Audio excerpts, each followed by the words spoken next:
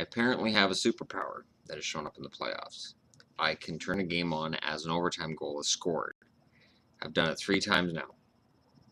I was watching the score and I'm like, well, I'll watch overtime between Pittsburgh and Washington. And yeah, as I turned it on, Washington had it in Pittsburgh's zone, and I'm like, all right, well, maybe this will go Washington's way, and then Pittsburgh can down the ice and scored. It's got to be a frustrating experience being a Capitals fan, and I say this as a Canucks fan who's gone through the same thing. Sidney Crosby's record against Ovechkin is intimidating. And it's not Ovechkin's fault exactly, but at some point he has to own up and say, well, this is my team, and I need to put it on my back and win. Matt Murray at this point is becoming a legend, rightfully so. There was one guy trumpeting him before the season even started. I really wish I had videos to prove that. That's part of the reason I started talking hockey on these videos instead of all the personal shit. Because, man, I tell you, I looked at the stats that kid was putting up in the American League last year, and I'm like, why aren't Pittsburgh fans talking about him? Why aren't people on TSN and Sportsnet talking about him? He's pretty damn good from the looks of his stats anyways. And it looked like he, in my eyes, had jumped over other goalies in front of him. Now, Pittsburgh's up 3-1. And I said this was going to go 7. But I also said that Pittsburgh was due. Pittsburgh was due for a big run. Now, until you win that 4th game, there's no guarantees. But Washington has to be really gritting their teeth, and I think they're actually worse off going home. The pressure now is they have to win 3 in a row, and 2 of them are going to be at home if they're going to do it. And Pittsburgh has taken complete control of the series, and honestly, they could have won Game 1. This could have been a 4-game sweep tonight. So the only reason Pittsburgh's going really well is because these guys haven't played them. These guys missed the playoffs. I'm just kidding. Although when Boston swept Pittsburgh, I almost cried that time. That was only 3 years ago now.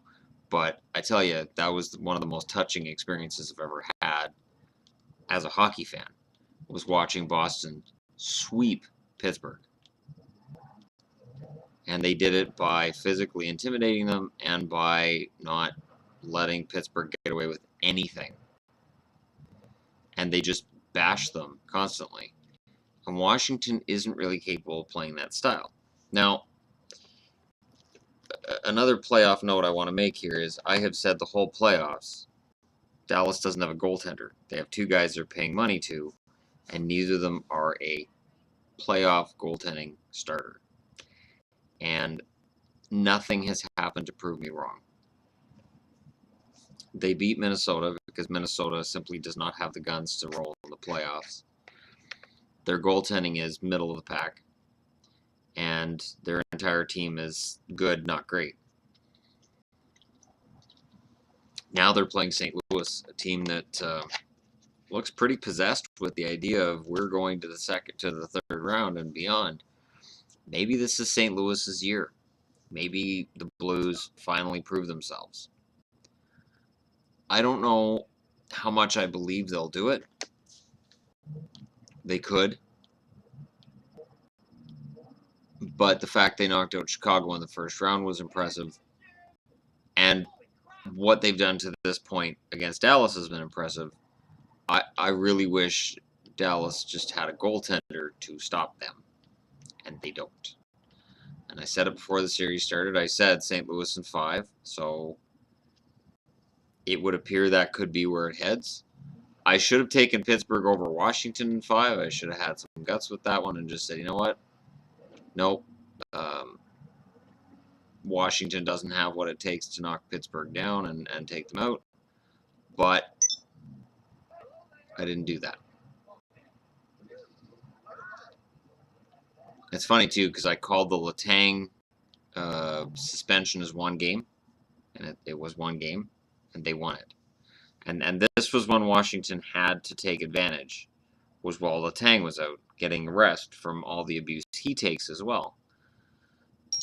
This series is turning against Washington quickly and with some authority, I might add. If you're a Capitals fan, this is all a perfect storm. You've seen this before. It has to be tough watching it again. And I say that as a fan of Vancouver, as a fan of Dallas, and watching Dallas go through it again. But Dallas did win the Cup in 1999. And I watched that. And I watched it in a bar, and I was the only person in the bar who wasn't cheering for Buffalo that night. And I was the only one that didn't care that Brett Hull had a skate in the crease. Who cares? That skate in the crease rule was stupid, and I knew the moment that puck went in that his skate was in the crease, and that no referee on the planet was going to call it back. And if it had been called back, odds are Buffalo wins that game and could have won the Cup. But they didn't, so whatever. To Buffalo fans that might still be smarting over that, sorry, but it was 16 years ago. 17 years ago now. So they just need to get over it. Just like I got over 94 and fucking Mark Messier. And then it wasn't enough that Mark Messier helped ruin the Canucks' dreams in 94. He had to come and ruin the Canucks in 96. So it was a thorough Messier-fication of the late 90s. But yeah, this year's playoffs, Nashville gutted out a win last night. They have to win again tomorrow. In order for them to have any hope, they have to have multiple victories at home. If San Jose wins tomorrow, which I think they probably will, then this series will be over quickly.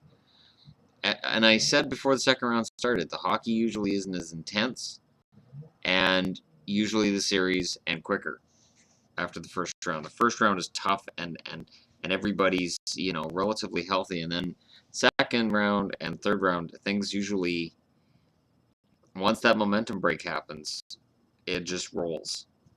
And teams get on a roll, and it's really, really hard to stop them. And man, the Penguins are scary. The Penguins are that team that Marc-Andre Fleury has screwed them at least twice since they won the Cup in 2009. There have been at least two occasions where if they'd had goaltending at all, they would have gone far in the playoffs. Matt Murray is that guy. Marc-Andre Fleury, honestly, if and when Pittsburgh knocks out Washington, it's his team. Fleury will go. I could see him going to Calgary because Calgary needs a goaltender, and Fleury's still young enough to perhaps go on a decent run. And he's a good goaltender. He's not a great goaltender, and all Calgary wants to do is make the playoffs anyways. I could see him going to Winnipeg. If Winnipeg can unload Pavlich, I could see Fleury flipping over to Winnipeg. I could see him in Toronto. If Bernier gets shipped out, I could see Fleury going to Toronto. It's just, honestly, you need cap space. Fleury's got to go. And now you've got a goaltender who's proving in the playoffs that he can carry the team. You've got a backup in Zatkov, who's proven he's good enough that if Murray needs a little bit of a break of 3 or 4 games, you can put him in there. And Tristan Jarry's coming up as well. There's a lot of options if you're Pittsburgh right now. It doesn't have to be Marc-Andre Fleury, and it doesn't have to be Matt Murray all the time either. But I mean, the Kings went out in the first round. I was totally wrong about them winning the Cup. But if the Penguins make it to the final, then I can kind of say, well, at least I picked one of the 2 finalists. And if it's Pittsburgh St. Louis, that could be a really fun series to watch. Why not San Jose? They beat a Kings team that clearly wasn't ready. And now they're beating a Nashville team that overachieved a bit in the first round by knocking Anaheim out, a team that was really superior to them. Just the goaltending stymied Anaheim when it mattered. Fun playoffs, though. Fun round. And again, if you're the Caps, I'm not going to make the choking noise. I did that in the first round when they couldn't knock Philly out for 2 games. And Philly almost came back and knocked them out. And now Pittsburgh. Pennsylvania. Pennsylvania is terrible for Washington. Basically, that entire division. There's heartache with the Islanders. There's heartache with the Rangers. There's heartache with Pittsburgh. There's heartache with Philly. being a Washington fan has to suck. Because in general, with the exception of 96 when they went to the final and lost to Detroit, and that series wasn't close. Besides that one year, Washington has been a team that has just failed in the playoffs.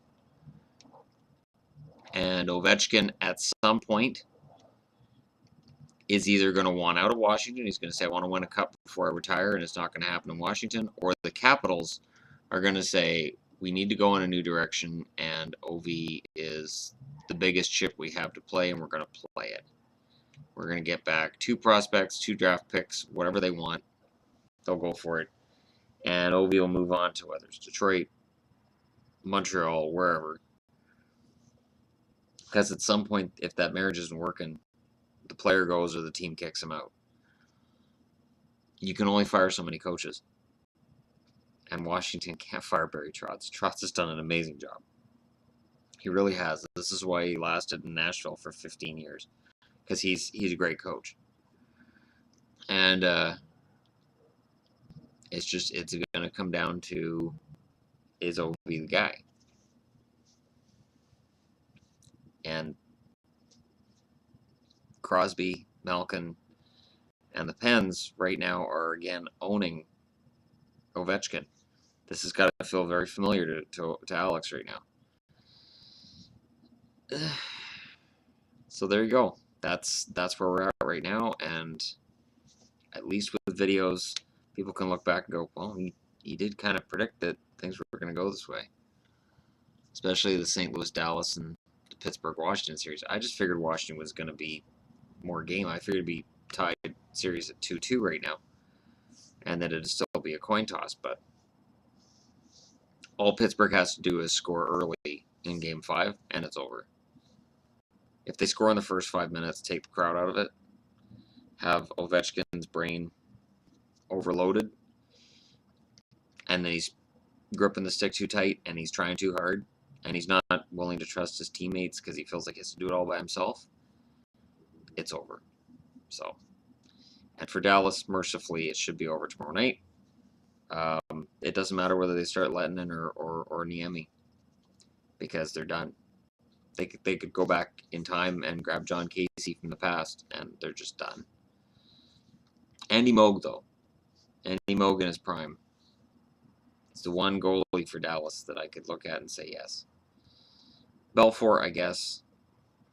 Begrudgingly Belfour. I can never forget that towards the end of his time in Dallas, Belfour just went, I don't feel like being here, and just stopped playing. But he cashed his paycheck. So, I know he's a Hall of Famer, but damn it, when somebody plays that poorly in their last year on purpose, it's hard to forget. So, anyways, thanks for watching, and I'll have more hockey-related items up. The playoff reviews aren't as frequent because the games aren't as frequent, and the series aren't as fascinating as the first round. There's fewer of them, and the momentum shifts are a lot less frequent. So, that's just the nature of the beast.